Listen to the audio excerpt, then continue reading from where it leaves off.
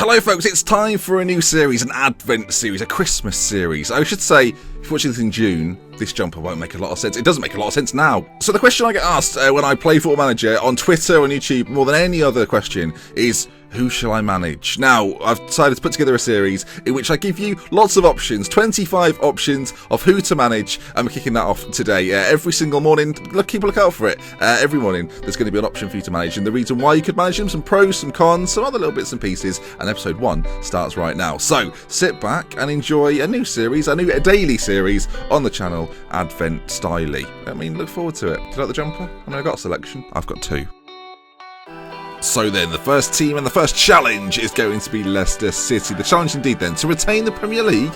Well, maybe not, but getting in the top 4 after a title-winning season will be tough. Can you battle against the odds again? Do you cash in on Vardy and Mahrez? Is your number 1 Schmeichel or Zila? And how do you feel a Kante-sized hole? Last season, of course, first place finish. This season's expectation around the 7th place mark, and something I'm sure that you're capable of doing. I wasn't. I finished 8th. So if we take a look at the key men in the Leicester Blue, you can see there the star ratings for the 4 players I've picked out. Mahrez, the playmaker, Vardy, the record breaker, Slimani, the big man, and we've got Damari Gray as well. I mean, something to think about as well, you've got a squad full of good players, but you're lacking the great players that can take you to the next level.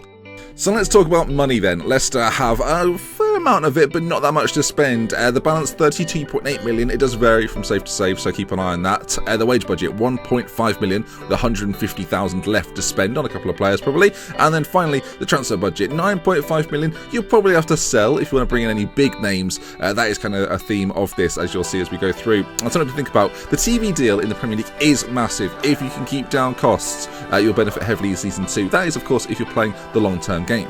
So let's look at some potential transfer targets. At the back, Nacho from Real Madrid could be your man for 5 to 10 million, can play across that back line, could be very, very important for you. Further forward then, obviously with Kante gone, you might look to replace someone with Premier League experience. Sandro, Chetiote, both available, 6 to 8 million for Sandro, 2 to 4 for Chetiote. Both should be available though.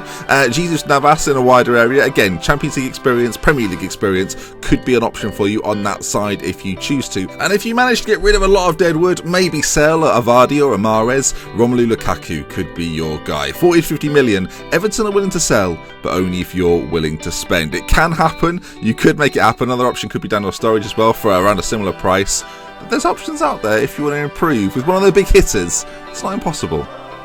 So in this series, I wanted to look at the pros and cons of being these teams to give you the best idea of what to expect when taking on the challenges. Now the pros for Leicester then, the attributes are vastly improved on last season, so your star players shine far brighter than they would have done this time last year. Of course, with a league win, that might be expected. And Leicester, of course, had a solid transfer window. New pace and power up top could prove crucial. The big names are signed up to long contracts, allowing you to build without the fear of a cheap sale. I'm talking about Vardy, Mahrez, amongst others, and your top seed in your Champions League group, giving you every chance of qualification. We've seen it this year. Leicester can get lucky this year and get through to those knockout stages. And something to think about as well. Leicester have never had so much striking variety, from pace to target men, but with 5 strikers, someone can be sold.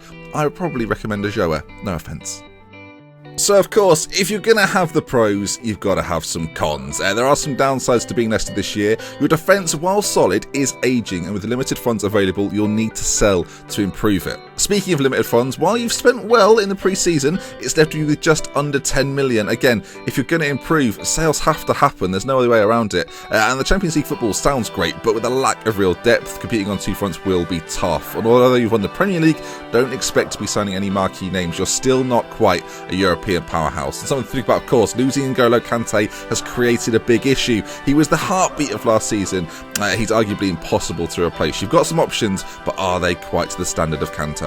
So, in summary, following the most stunning season of all time won't be easy. You'll probably have to sell to buy if you want to make the squad your own, and while the attack is exciting, the defence needs work. Are you the manager for the job? Let me know in the comment section down below. Of course, there'll be one of these every day until the very day, Christmas Day. So if you enjoyed this video, please do leave a like. If you want to see more, subscribe to the channel. As you can see, the screen will become familiar. You can go back to the start. You will be able